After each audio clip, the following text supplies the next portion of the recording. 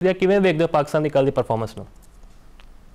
ਜੀ ਬਹੁਤ ਸ਼ੁਕਰੀਆ ਮੁਫਾਜ਼, ਇੱਕ ਵਾਰੀ ਫਿਰ ਤੁਹਾਡਾ। ਤੇ ਦੇਖੋ ਜੀ, ਇਹ ਬੜੀ ਵੱਡੀ ਕਾਮਯਾਬੀ ਹੈ ਪਾਕਿਸਤਾਨੀ ਟੀਮ ਦੀ, ਇਹਦੇ 'ਚ ਕੋਈ ਸ਼ੱਕ ਨਹੀਂ ਹੈਗਾ। ਵਾਈਟ ਵਾਸ਼ ਕਰਨਾ, ਸੀਰੀਜ਼ ਆਪਣੇ ਨਾਮ ਕਰਨਾ, ਔਰ ਸਪੈਸ਼ਲੀ ਵਨਡੇ ਟੀਮ ਦੀ ਗੱਲ ਕਰੀਏ ਤੇ ਪਾਕਿਸਤਾਨ ਵਨਡੇ ਟੀਮ ਦੇ ਵਿੱਚ ਬੜਾ ਅੱਛਾ ਪਰਫਾਰਮ ਕਰ ਰਹੀ ਹੈ।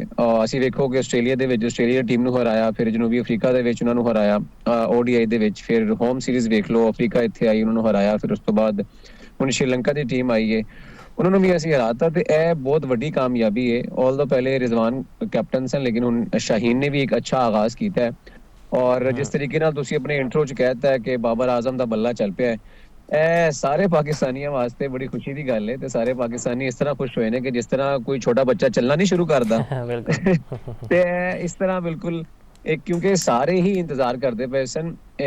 ਇਵਨ ਜਿਹੜੀ ਪਾਕਿਸਤਾਨੀ ਟੀਮ ਦੇ ਮੁੰਡੇ ਸਨ ਉਹ ਵੀ ਬੜੇ ਰੈਸਟਲੈਸ ਸਨ ਕਿ ਬਾਬਰ ਆਜ਼ਮ ਦਾ ਬੱਲਾ ਕਦੋਂ ਚੱਲੇਗਾ, ਕਿਉਂਕਿ ਡਰੈਸਿੰਗ ਰੂਮ ਬਹੁਤ 'ਚ ਸਭ ਨੇ ਖੜੇ ਹੋ ਕੇ ਤਾਲੀਆਂ ਬਜਾਈਆਂ ਸੀ। ਵੇਖ ਰਹੇ ਸੀ ਜਿਹੜੇ ਦੀਗਰ ਖਿਡਾਰੀ ਨੇ ਨਾ, ਉਹ ਵੀ ਇੰਤਜ਼ਾਰ ਕਰਦੇ ਪਏ ਸੀ ਕਿਸੇ ਤਰ੍ਹਾਂ ਸੈਂਚੁਰੀ ਆ ਜਾਏ ਬਾਬਰ ਦੀ ਇੱਕ ਵਾਰੀ।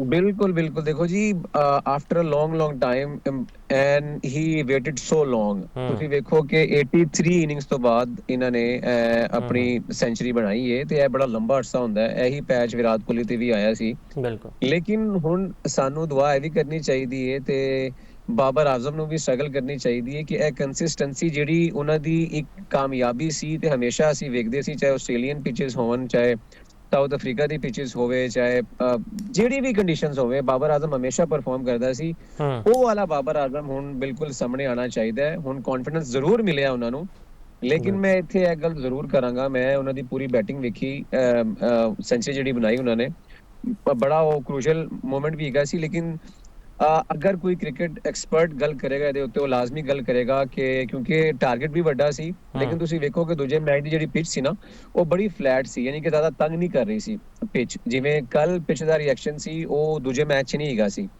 ਤੇ ਬਿਲਕੁਲ ਇੱਕ ਫਲੈਟ ਪਿਚ ਦੇ ਉੱਤੇ ਖੇਡਣਾ, ਪਰਫਾਰਮ ਕਰਨਾ, ਇਹ ਇੱਕ ਬੜੀ ਆਮ ਜੀ ਗੱਲ ਹੁੰਦੀ ਹੈ। ਤੇ ਅੱਛੇ ਬੈਟਰ ਨੂੰ ਉੱਥੇ ਪਰਫਾਰਮ ਕਰਨਾ ਚਾਹੀਦਾ, ਤੇ ਬਾਬਰ ਆਜ਼ਮ ਨੇ ਪਰਫਾਰਮ ਕੀਤਾ। ਲੇਕਿਨ ਬਾਬਰ ਆਜ਼ਮ ਦੀ ਮੈਂ ਉਹ ਇਨਿੰਗ ਹੁਣੀ ਵੀ ਮਿਸ ਕਰਦਾ ਪਿਆ ਵਾਂ ਕਿ ਜਿਹੜੀ ਉਹ ਇਨਿੰਗ ਖੇਡੇ ਐਸੀ ਕੰਡੀਸ਼ਨਸ ਦੇ ਵਿੱਚ ਕਿ ਜਿੱਥੇ ਪਿਚ ਵੀ ਮੁਸ਼ਕਿਲ ਹੋਵੇ, ਤੇ ਉੱਥੇ ਵਾਕਈ ਪਤਾ ਚੱਲੇ ਜਿਸ ਤਰੀਕੇ ਨਾਲ ਵਿਰਾਟ ਕੋਹਲੀ ਅੰਡਰ ਪ੍ਰੈਸ਼ਰ ਆ ਕੇ ਪਾਕਿਸਤਾਨ ਦੇ ਖਿਲਾਫ ਪਰਫਾਰਮ ਕਰਦਾ ਹੈ। ਮੈਂ ਉਹ ਵਾਲੀ ਇਨਿੰਗ ਦਾ ਇੰਤਜ਼ਾਰ ਕਰ ਰਿਹਾ ਬਾਬਰ ਆਜ਼ਮ ਦਾ।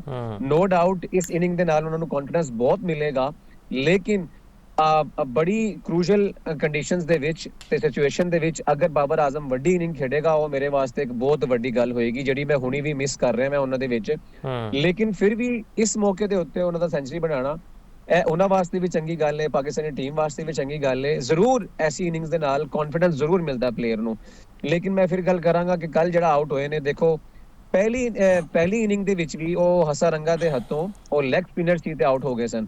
ਕੱਲ ਵੈਂਡਰਸ ਸੇ ਜਿਹੜਾ ਲੈਗ ਸਪਿਨਰ ਸੀ, ਉਹਨੇ ਦੁਬਾਰਾ ਉਸੇ ਤਰੀਕੇ ਨਾਲ ਆਊਟ ਕੀਤਾ। ਤੁਸੀਂ ਪਹਿਲੇ ਮੈਚ ਦੀ ਹਾਈਲਾਈਟਸ ਦੇਖ ਲਓ ਬਾਬਰ ਦਾ ਆਊਟ, ਤੇ ਇਸ ਮੈਚ ਦੀ ਹਾਈਲਾਈਟ ਦੇਖ ਲਓ ਬਾਬਰ ਦਾ ਆਊਟ, ਸੇਮ ਉਹੀ ਗਲਤੀ ਕੀਤੀ ਬਾਬਰ ਆਜ਼ਮ ਨੇ। ਬਾਬਰ ਆਜ਼ਮ ਹਮੇਸ਼ਾ ਫਸਦਾ ਹੈ ਸਪਿਨਰ ਦੇ ਅਗੇਂਸਟ। ਅਗਰ ਖੱਬਾ ਆਫ ਸਪਿਨਰ ਲੱਗਿਆ ਹੋਏਗਾ ਜਾਂ ਲੈਗ ਸਪਿਨਰ ਲੱਗਿਆ ਹੋਏਗਾ ਤੇ ਉਹ ਸਟਰਗਲ ਕਰਦੇ ਨੇ। ਤੇ ਮੈਂ ਹੈਰਾਨ ਹਾਂ ਬਾਬਰ ਆਜ਼ਮ ਇਹਦੇ ਉੱਤੇ ਕੰਮ ਕਿਉਂ ਨਹੀਂ ਕਰਦੇ। ਗ੍ਰੇਟ ਸਾਡੇ ਕੋਲ ਬੈਟਸਮੈਨ ਹੈਗੇ ਨੇ, ਇੰਜ਼ਮਾਮ, ਯੂਨਸ ਬੜਾ ਅੱਛਾ ਸਵੀਪ ਖੇਡਦਾ ਸੀ, ਯੂਸਫ ਖੇਡਦਾ ਸੀ, ਅਜ਼ਹਰ ਅਲੀ ਖੇਡਦਾ ਸੀ, ਤੇ ਹੈਲਪ ਲੈਣੀ ਚਾਹੀਦੀ ਹੈ, ਤੁਹਾਨੂੰ ਸ਼ਰਮਾਣਾ ਨਹੀਂ ਚਾਹੀਦਾ। ਔਰ ਜਿਹੜੇ ਐਕਸ ਕ੍ਰਿਕਟਰ ਨੇ ਅਸੀਂ ਵੇਖਦੇ ਹਾਂ, ਤੋਸੀਫ ਸਾਹਿਬ ਉਹ ਜ਼ਿਆਦਾ ਸਿਖਾਉਣ ਦੇ ਬਜਾਏ, ਕੈਂਪ 'ਤੇ ਜਾਣ ਦੇ ਬਜਾਏ, ਇਹ ਬਾਬਰ ਆਜ਼ਮ ਤੇ ਸਾਡੇ ਜਿਹੜੇ ਦੀਗਰ ਖਿਡਾਰੀ ਨੇ ਉਹਨਾਂ ਤੇ ਤਨਕੀਦ ਕਰਨਾ ਜ਼ਿਆਦਾ ਪਸੰਦ ਕਰਦੇ ਨੇ।